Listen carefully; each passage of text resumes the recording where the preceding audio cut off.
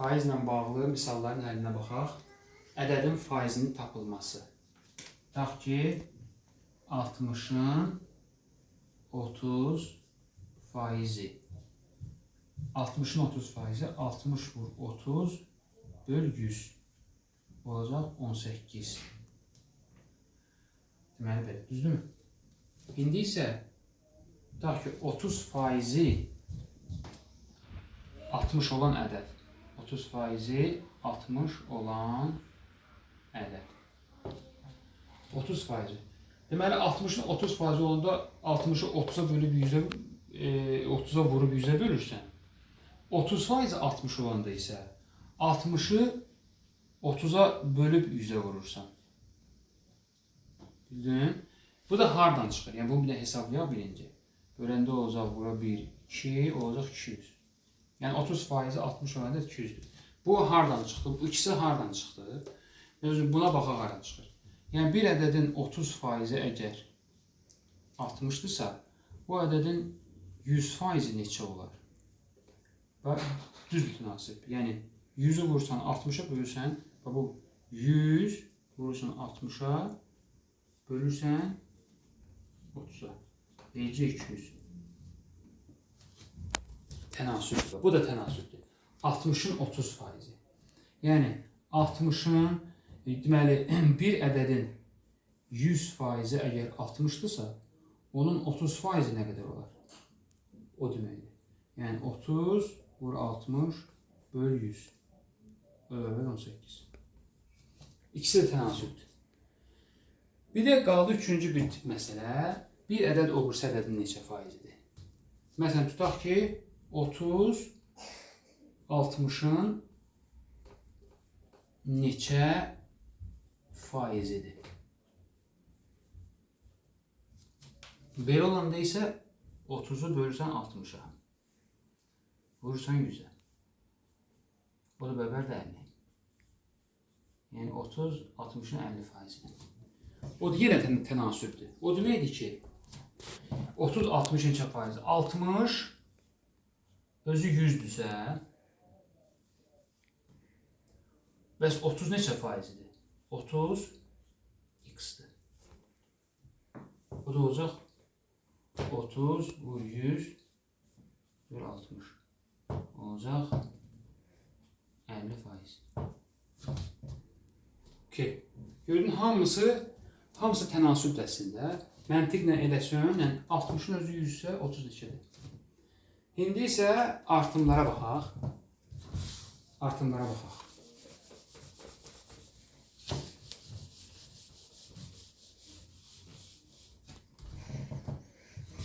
Tutaq ki, bir ədədi, tutaq ki, 40'ı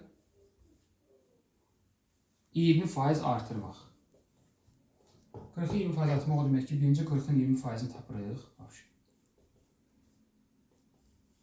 Eləcə 8. Sonra 40'ın üstə 8 verir. Gelir 48. Bu uzun yoldur. Və yaxud da ki, daha qısa və asan yolu. Scale factor deyilən bir şey var. O nə deməkdir? Deməli, faizi götürürük, 100'ə bölürük. Üstünə gəlirik 1. Eləcə neçə? 1/2. Yəni 20%'in ekvivalenti oldu 1/2.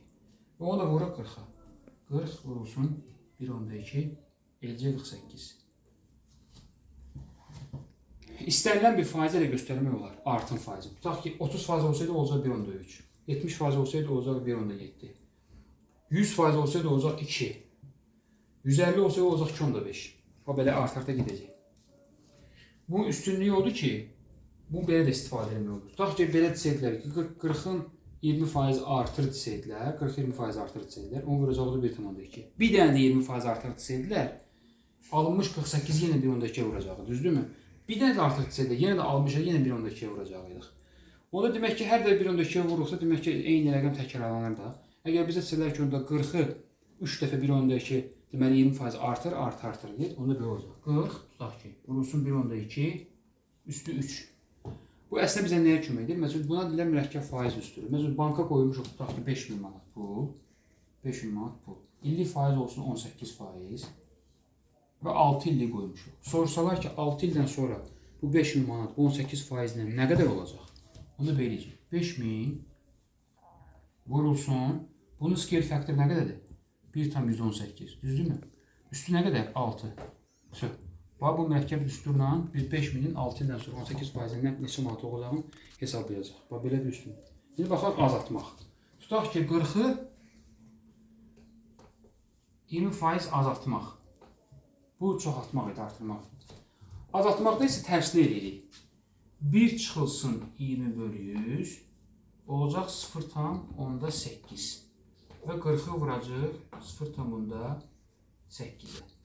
O da bərabərdir. Nə qədər? 32. Uzun yolda yenə də budur. 20% tapırıq 8, 40-dan 8 çıxırıq, 32 gəlir. Yəni bu qısa yoldur. Scale faktorda yenə bildiyimiz kimi. Burada məntiqi odur ki, 20% azaltmaq o deməkdir ki, ədədin 80%-ni tapmaq deməkdir. Yəni görürsünüz ki, ədədi 8-ə vurub, 80-ə vurub 100-ə bölmək deməkdir bu əslində. Bir ədədi 20% azaltmaq həmin ədədin 80%-ni tapmaq deməkdir. Bir ədədi 50% azaltmaq həmin ədədin 50%-ni tapmaq deməkdir. Və yaxud da 40% azaltmaq ədədin 60%-ni tapmaq deməkdir.